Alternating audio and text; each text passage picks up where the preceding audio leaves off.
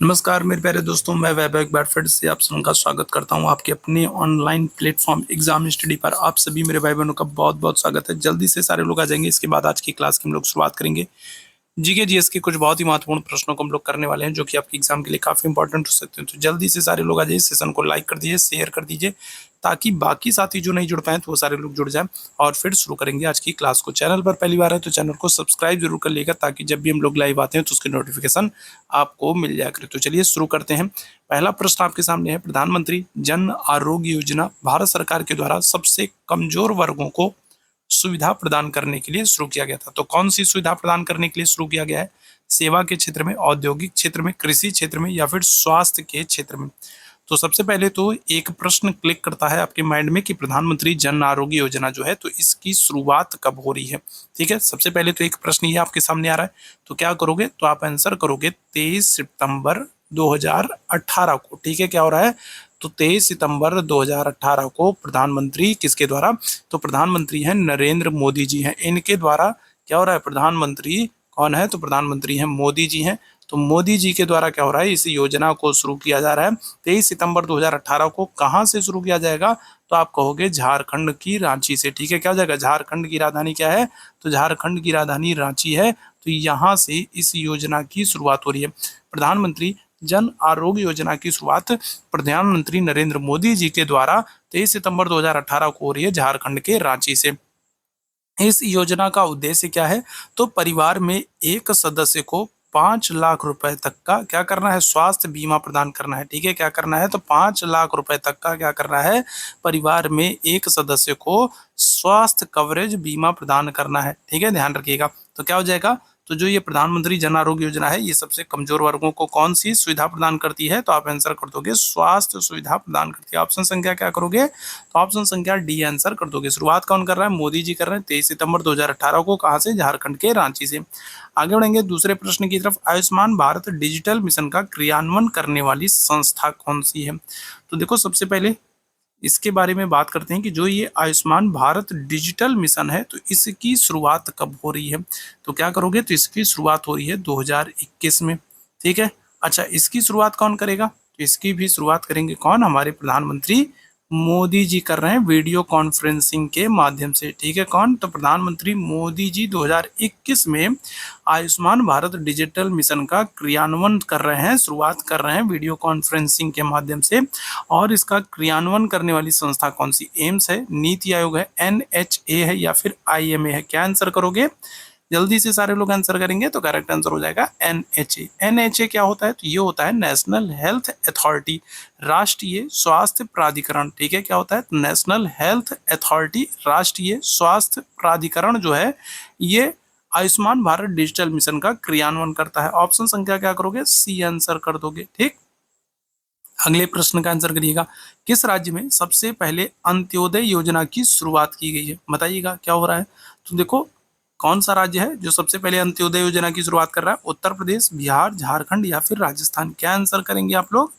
जल्दी से बताइएगा। तो करेक्ट आंसर हो जाएगा राजस्थान। ठीक है, कौन सा राज्य है? तो राजस्थान जो है, ये सबसे पहले अंत्योदय योजना की शुरुआत कर रहा है। कब करेगा? तो आप आंसर कर दोगे 1977 में करेगा। कब करेगा? तो 1977 में अंत्योदय योजना की शुरुआत करेगा। कौन सा राज्य? राजस्थान। ऑप्शन संख्या क्या करोगे? डी आंसर कर दोगे। ठीक, अगले प्रश्न की तरफ चलते हैं। मिश्रित अर्थव्यवस्था से क्या अभिप्राय होता है?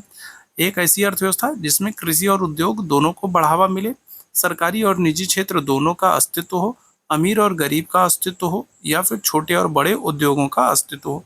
तो क्या आंसर करोगे? मिश्रित अर्थव्यवस्था क्या होती है? तो आप आंसर कर दोगे जहां पर सरकारी और निजी क्षेत्र दोनों का अस्तित्व हो, गवर्नमेंट सेक्टर भी हो और साथ ही साथ क्या हो? प्राइवेट सेक्टर हो, दोनों के जहां पर आपको अस्तित्व देखने को मिलते हैं, वो मिश्रित अर्थव्यवस्था कहलाती है।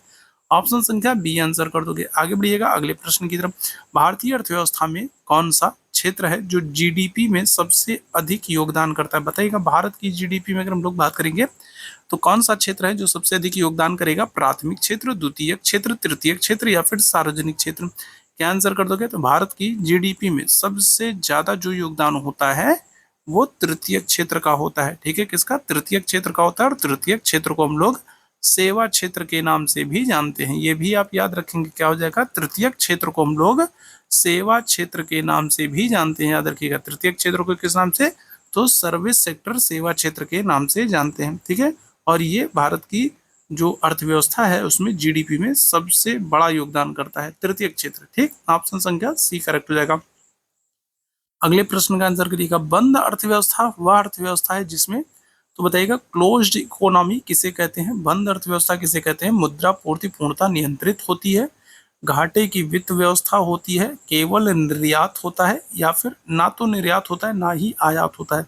तो बंद अर्थव्यवस्था कह रहा है, क्लोज्ड इकोनॉमी मतलब बंद, पूरी तरीके से बंद। तो क्या होगा, तो आप आंसर कर दोगे ऑप्शन संख्या डी को। ठीक, ना तो निर्यात होगा और ना ही आयात होगा, मतलब सब कुछ बंद बंद हो गया। ठीक है, क्लोज्ड इकोनॉमी, ऑप्शन संख्या क्या कर दोगे, तो डी आंसर कर दोगे। एक ऐसी अर्थव्यवस्था जहां पर ना तो हम निर्यात कर रहे हैं, ना तो आयात कर रहे हैं, ना तो इंपोर्ट कर रहे हैं, ना तो एक्सपोर्ट कर रहे हैं। ठीक, ऑप्शन संख्या डी आंसर कर दोगे। आगे बढ़ेंगे अगले प्रश्न की तरफ। किसी भी देश का आर्थिक विकास निर्भर करता है, तो किस पर निर्भर करेगा, किसी भी देश का जो इकोनॉमिक जो ग्रोथ है, डेवलपमेंट है, वो किस पर निर्भर करेगा, तो प्राकृतिक संसाधन पर। तो हाँ, तो प्राकृतिक संसाधन पर तो करता है। पूंजी निर्माण की जो दर है, बाजार का जो आकार है, उपरोक्त सभी। क्या आंसर कर दोगे, तो ऑप्शन संख्या डी कर दोगे, उपरोक्त सभी। ठीक, क्या कर दोगे, तो उपरोक्त सभी आप आंसर कर दोगे। ठीक है, इन सभी पर किसी भी देश के आर्थिक विकास डिपेंड करते हैं। ऑप्शन संख्या डी आंसर हो जाएगा। आगे बढ़िएगा अगले प्रश्न की तरफ। वैश्वीकरण का अर्थ क्या होता है, बताइएगा। ग्लोबलाइजेशन का अर्थ क्या होता है, जल्दी से बताना। बहुत ही इंपॉर्टेंट सेशन होने वाला है, टॉप 25 एमसीक्यूज हम लोग यहाँ पर कर रहे हैं, और यहाँ से आपको 3 प्रश्न तो निश्चित गारंटी के साथ आपके एग्जाम में देखने को मिलेंगे। सेशन पसंद आ रहा हो तो सेशन को लाइक और शेयर जरूर कीजिएगा। चैनल पर पहली बार होंगे सब्सक्राइब जरूर कीजिएगा। बताइएगा वैश्वीकरण का अर्थ क्या होता है, अर्थव्यवस्था का एकीकरण होता है, वित्तीय बाजार का एकीकरण होता है, घरेलू अर्थव्यवस्था का वैश्विक अर्थव्यवस्था के साथ एकीकरण होता है, या फिर अर्थव्यवस्था के विभिन्न खंडों का एकीकरण होता है। तो क्या आंसर कर देंगे, तो 8वें प्रश्न का देखो जो हम लोग करेक्ट आंसर करेंगे क्या हो जाएगा, वो हो जाएगा ऑप्शन संख्या सी हो जाएगा। ठीक है, क्या हो जाएगा, तो ऑप्शन संख्या सी हो जाएगा। घरेलू अर्थव्यवस्था का वैश्विक अर्थव्यवस्था के साथ हम क्या करते हैं, एकीकरण करते हैं। ठीक है, जो हमारी जो घरेलू अर्थव्यवस्था है उसको हम क्या करते हैं, तो विश्व के दूसरे देशों के साथ, दूसरी अर्थव्यवस्थाओं के साथ क्या करते हैं, उसको ग्लोबलाइज करते हैं, उसका एकीकरण करते हैं। ऑप्शन संख्या क्या कर दोगे, सी आंसर कर दोगे। ठीक, आगे बढ़ेंगे। भारत की कुल श्रम शक्ति का लगभग कितना प्रतिशत भाग कृषि में लगा हुआ है, बताइएगा। तो भारत में अगर हम लोग कुल श्रम शक्ति की बात करेंगे तो कुल श्रम शक्ति का लगभग कितना प्रतिशत हिस्सा कृषि में लगा हुआ है, 43%, 49%, 54% या फिर 65%। चलिए जल्दी से 9वें प्रश्न का आंसर करेंगे, क्या हो जाएगा इस प्रश्न का आंसर करिएगा, बताइएगा। तो भारत की कुल श्रम शक्ति का लगभग कितना प्रतिशत भाग कृषि में लगा हुआ है, क्या आंसर कर दोगे, तो ऑप्शन संख्या आप कर दोगे सी, 54%। कितने प्रतिशत, तो 54% जो कुल श्रम शक्ति का हिस्सा है वो कृषि से संबंधित है, कृषि में लगा हुआ है। ऑप्शन संख्या क्या कर दोगे, तो ऑप्शन संख्या सी आंसर कर दीजिएगा। ठीक है, बिल्कुल करेक्ट हो जाएगा। आगे बढ़ेंगे। भारत में अधिकतर बेरोजगारी किस प्रकार की, भारत में अगर हम लोग बात करें तो आप बेरोजगारी देख सकते हो बड़े पैमाने पर है। भारत में अधिकतर जो बेरोजगारी है वो किस प्रकार की, तकनीकी बेरोजगारी है, चक्रीय बेरोजगारी है, घर्षणात्मक बेरोजगारी, या फिर संरचनात्मक बेरोजगारी। भारत में बड़े पैमाने पर जो आपको बेरोजगारी देखने को मिलती है उसमें मैक्सिमम जो होगी, जो अधिकतर बेरोजगारी होगी, जो मैक्सिमम अनएम्प्लॉयमेंट होगा वो संरचनात्मक बेरोजगारी होगा। ऑप्शन संख्या क्या कर दोगे, तो ऑप्शन संख्या डी आंसर कर दोगे। कौन सी, तो संरचनात्मक बेरोजगारी हो जाएगी।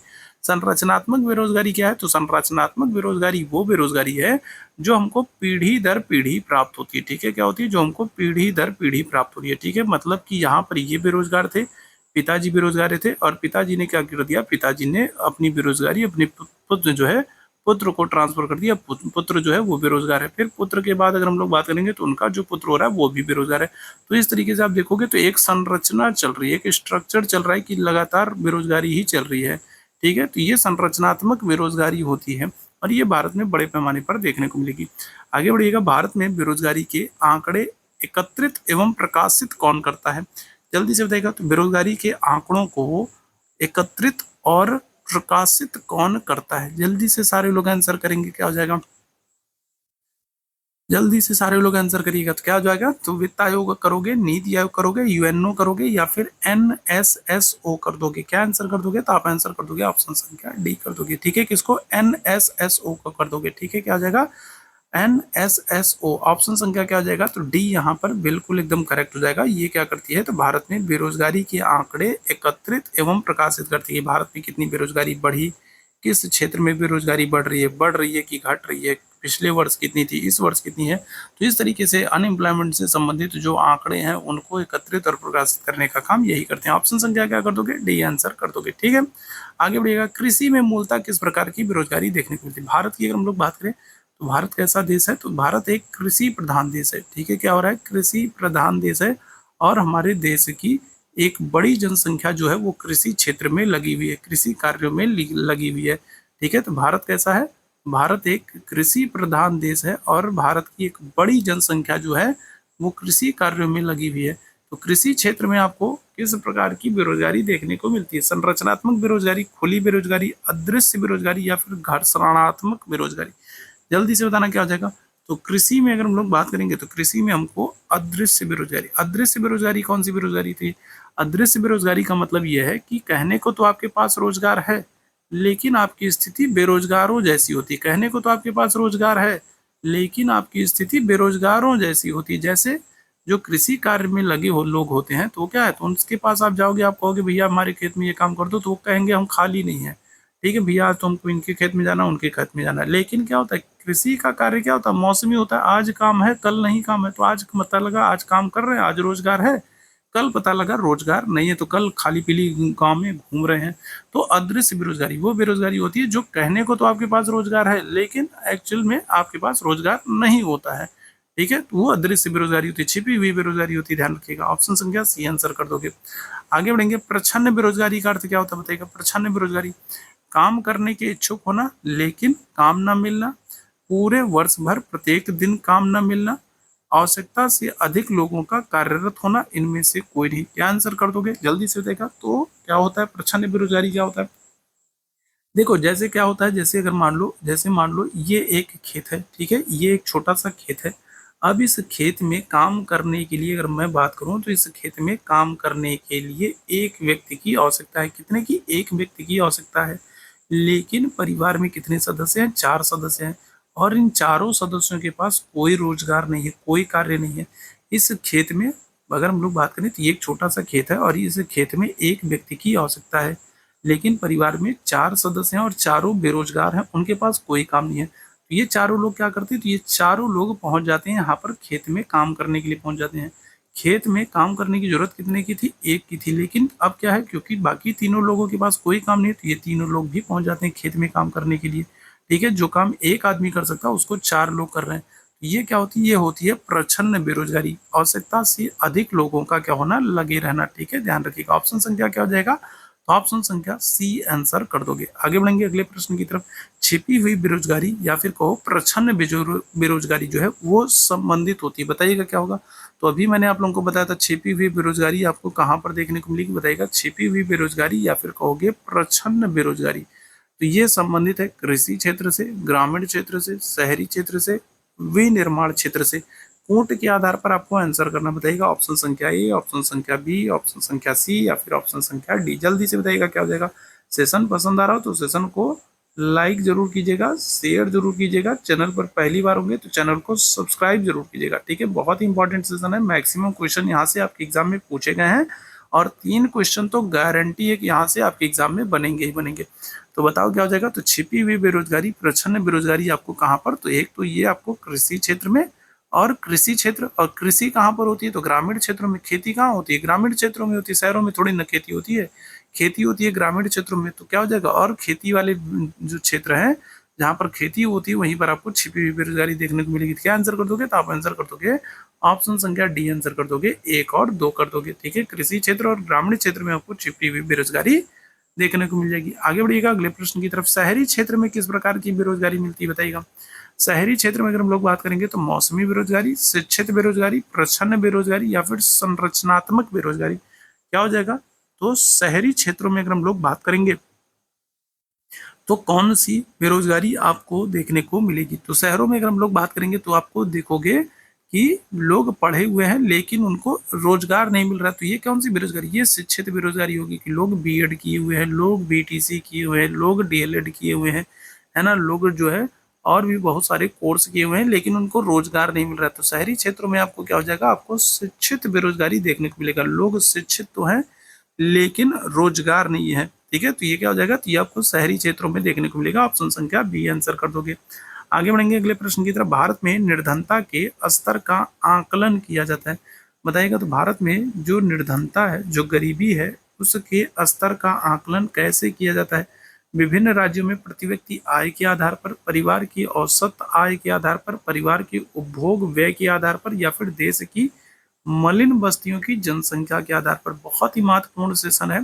ठीक है, टॉप 25 एमसीक्यूज कर रहे हैं और यहाँ से सारे के सारे प्रश्न आपके एग्जाम में पूछे गए और 3 प्रश्न तो आपको सेम टू सेम आपके एग्जाम में देखने को मिलेगा। 3 प्रश्न तो गारंटी के साथ इस सेशन से आपके एग्जाम में बनने ही वाला है। बताइएगा क्या हो जाएगा? भारत में निर्धनता के स्तर का आकलन कैसे करते हैं? क्या आंसर करोगे? जल्दी से सारे लोग आंसर करो मेरे भैया। चलो जल्दी से सारे लोग आंसर करो, क्या हो जाएगा इस प्रश्न का आंसर? तो भारत में निर्धनता के स्तर का आकलन किस प्रकार करते हैं? तो आप आंसर करोगे परिवार के उपभोग व्यय के आधार पर। ठीक है, क्या कर दोगे? तो ऑप्शन संख्या सी आंसर कर दोगे। क्या हो जाएगा? परिवार के उपभोग व्यय के आधार पर। ठीक है, ऑप्शन संख्या क्या हो जाएगा? सी यहाँ पर बिल्कुल करेक्ट हो जाएगा। ठीक है, चलो आगे बढ़ते हैं अगले प्रश्न की तरफ। अगले प्रश्न का आंसर करिएगा। चलिए अगले प्रश्न की तरफ चलते हैं। 17वें प्रश्न का आंसर करिएगा। 20 सूत्री कार्यक्रम को किस प्रधानमंत्री ने प्रस्तुत किया था? चलो जल्दी से बताइएगा। 20 सूत्री कार्यक्रम किस प्रधानमंत्री ने, ठीक है, प्रस्तुत किया है? तो क्या आंसर करोगे? तो जवाहरलाल नेहरू करोगे, लाल बहादुर शास्त्री करोगे, विश्वनाथ प्रताप सिंह करोगे, या फिर इंदिरा गांधी कर दोगे? चलो जल्दी से बताइएगा क्या हो जाएगा। चलो फटाफट सभी लोग आंसर करते चलेंगे। ठीक है, तो आपसे प्रश्न क्या कह रहा है? आपसे एक प्रश्न कह रहा है कि 20 सूत्री कार्यक्रम, गरीबी उन्मूलन के लिए 20 सूत्री कार्यक्रम को किसने प्रस्तुत किया? तो आप आंसर क्या करोगे? तो आप आंसर कर दोगे ऑप्शन संख्या डी, इंदिरा गांधी। आपको पता है इंदिरा गांधी जी ने गरीबी हटाओ का नारा दिया था। ठीक है, क्या किया था? तो गरीबी हटाओ का नारा दिया था। ठीक है, गरीबी हटाओ का नारा कौन दे रहा है? तो इंदिरा गांधी जी दे रही है। कौन सी पंचवर्षीय योजना में दे रही है? तो 5वीं पंचवर्षीय योजना में। ठीक है, कौन सी? तो 5वीं पंचवर्षीय योजना में। 5वीं पंचवर्षीय योजना में इंदिरा गांधी जी क्या कर रही हैं? तो गरीबी हटाओ का नारा दे रही हैं। और गरीबी हटेगी कैसी? तो गरीबी हटाने के लिए इन्होंने क्या किया था? इन्होंने 20 सूत्री कार्यक्रम प्रस्तुत किए थे। ठीक है, क्या किया था? तो 20 सूत्री कार्यक्रम प्रस्तुत किया था। किसने? इंदिरा गांधी जी ने। ठीक है, याद रखेंगे 5वीं पंचवर्षीय योजना के दौरान इंदिरा गांधी जी ने गरीबी हटाओ का नारा दिया था। और गरीबी को हटाने के लिए, गरीबी को समाप्त कैसे किया जाएगा, समाप्त करने के लिए इन्होंने 20 सूत्री कार्यक्रम जनता को सुझाए थे। ऑप्शन संख्या क्या कर दोगे? तो डी आंसर कर दोगे, इंदिरा गांधी जी। इंदिरा गांधी जी की एक पुस्तक है, इनकी एक बुक है जिसका नाम क्या है? तो जिसका नाम है माई ट्रुथ। क्या हो जाएगा? ठीक है, क्या हो जाएगा? तो मेरा सच, माई ट्रुथ जो है वो इंदिरा गांधी जी की पुस्तक का नाम है। याद रखेंगे, ऑप्शन संख्या डी आंसर हो जाएगा। आगे बढ़िएगा। किस राज्य को भारत का इथोपिया कहा जाता है? बताइएगा। तो अत्यधिक कुपोषण के कारण। ठीक है, क्या हो रहा है? तो यहाँ पर कुपोषण के बहुत अधिक मामले देखने को मिल रहे हैं, अत्यधिक कुपोषण के कारण। ठीक है, क्या होगा? तो अत्यधिक कुपोषण के कारण अगर हम लोग बात करेंगे तो अत्यधिक कुपोषण के कारण इसे भारत का इथोपिया कहा जाता है। कौन सा राज्य है? जल्दी से बताइएगा। कौन सा राज्य जहां पर बहुत अधिक कुपोषण के मामले देखने को मिल रहे हैं और इसी कारण से इसे भारत का इथोपिया कहते हैं? आप आंसर करोगे मध्य प्रदेश को। ऑप्शन संख्या किसको कर दोगे? ऑप्शन संख्या आप कर दोगे बी, मध्य प्रदेश को भारत का इथोपिया कहते हैं। ठीक है, आगे बढ़िएगा अगले प्रश्न की तरफ। वर्ल्ड डेवलपमेंट रिपोर्ट किसका वार्षिक प्रकाशन है? बताइएगा। तो वर्ल्ड डेवलपमेंट रिपोर्ट की अगर हम लोग बात करेंगे तो ये रिपोर्ट कौन प्रकाशित करता है? चलो जल्दी से सारे लोग आंसर कर देना, क्या हो जाएगा इस प्रश्न का आंसर। चलिए फटाफट से भी लोग आंसर करेंगे, क्या हो जाएगा इस प्रश्न की बात करेंगे। करेक्ट आंसर क्या हो जाएगा? तो IBRD हो जाएगा। ठीक है, क्या कर दोगे? IBRD कर दोगे। वर्ल्ड डेवलपमेंट रिपोर्ट को IBRD के द्वारा प्रस्तुत किया जाता है। ऑप्शन संख्या क्या हो जाएगा यहाँ पर? ए बिल्कुल करेक्ट हो जाएगा। ठीक है, चलिए आगे बढ़ेंगे अगले प्रश्न की तरफ। मानव विकास सूचकांक की अवधारणा निम्नलिखित में से किसके द्वारा दी गई? बताइएगा। तो मानव विकास की अगर हम लोग बात करेंगे, ह्यूमन डेवलपमेंट की अगर हम लोग बात करते हैं, तो इसकी अवधारणा को किसके द्वारा प्रस्तुत किया गया है? चलिए जल्दी से फटाफट से लोग आंसर करेंगे। मानव विकास की अवधारणा को कौन प्रस्तुत किया है? अमर्त्य सेन ने किया है, महबूबुल हक ने किया है, सुखमोय चक्रवर्ती ने किया है, इनमें से कोई नहीं। जल्दी से बताइएगा क्या हो जाएगा? मानव विकास की अवधारणा को निम्न में से किसके द्वारा प्रस्तुत किया गया? सेशन पसंद आ रहा हो तो सेशन को लाइक जरूर कीजिएगा, सेशन को शेयर जरूर कीजिएगा, चैनल पर पहली बार होंगे तो चैनल को सब्सक्राइब जरूर कर लीजिएगा, ताकि जब भी हम लोग लाइव आते हैं तो उसकी नोटिफिकेशन आपको मिल जाया करे। तो जल्दी से बताएंगे क्या हो जाएगा? तो मानव विकास की जो अवधारणा है, इसको किसके द्वारा प्रस्तुत किया गया? तो आप आंसर करोगे, पाकिस्तान के अर्थशास्त्री हैं महबूबुल हक। ठीक है, महबूबुल हक जो है ये कहाँ के अर्थशास्त्री हैं? तो ये जो है पाकिस्तान के अर्थशास्त्री हैं, और इनके द्वारा मानव विकास की अवधारणा को प्रस्तुत किया गया था। ऑप्शन संख्या बी आंसर करोगे, बिल्कुल एकदम करेक्ट हो गए। ठीक है, अगले प्रश्न की तरफ चलते हैं। मानव विकास सूचकांक में किसकी गणना नहीं की जाती? बहुत ही इंपॉर्टेंट प्रश्न है, बताइएगा क्या हो जाएगा? तो मानव विकास सूचकांक जो तैयार किया था, तो उसमें कई सारे एस्पेक्ट्स को हम लोग देखते हैं। तो कौन सा एस्पेक्ट है, कौन सा अगर हम लोग बात करेंगे तथ्य है या फिर कौन सा पक्ष है जिसकी गणना नहीं की जाती? बताइएगा क्या हो जाएगा? तो जीवन प्रत्याशा होगा, सामाजिक असमानता होगा, या फिर प्रति व्यक्ति आय होगा, या फिर शिक्षा होगा। चलो जल्दी से सारे लोग आंसर करिएगा क्या हो जाएगा?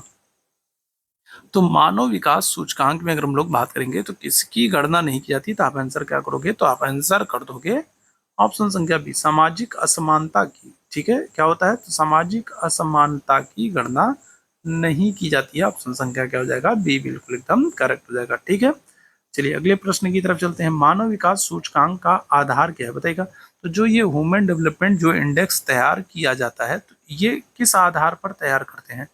ह्यूमन डेवलपमेंट इंडेक्स जो है, मानव विकास सूचकांक जो है, तो ये किस आधार पर तैयार करते हैं? तो स्वास्थ्य, शिक्षा, रोजगार और जीवन स्तर के आधार पर, स्वास्थ्य, शिक्षा और रोजगार के आधार पर, स्वास्थ्य, शिक्षा और जीवन स्तर के आधार पर, या फिर शिक्षा, रोजगार और जीवन स्तर के आधार पर? तो जल्दी से बताइएगा, तो किस आधार पर तैयार किया जाता है? तो आप आंसर क्या करोगे? आप आंसर करोगे स्वास्थ्य, शिक्षा और जीवन स्तर के आधार पर। ठीक है, किस राज्य, किस देश में स्वास्थ्य को लेकर के, शिक्षा को लेकर के और जीवन स्तर को लेकर के कितनी सुविधाएं प्राप्त हैं, कितने अधिकार प्राप्त हैं, कितना वहां पर लोग जागरूक है, सरकार कितनी जागरूक है, तो इन सब के आधार पर क्या होता है? तो मानव विकास सूचकांक को तैयार किया था। ऑप्शन संख्या क्या कर दोगे? तो सी आंसर कर दोगे। ठीक है, चलिए आगे बढ़िएगा अगले प्रश्न की तरफ। राज्य स्तरीय मानव विकास रिपोर्ट जारी करने वाला पहला राज्य कौन सा है? चलो जल्दी से बताएगा, तो पहला राज्य कौन सा है जिसने राज्य स्तर पर मानव विकास रिपोर्ट को जारी किया है?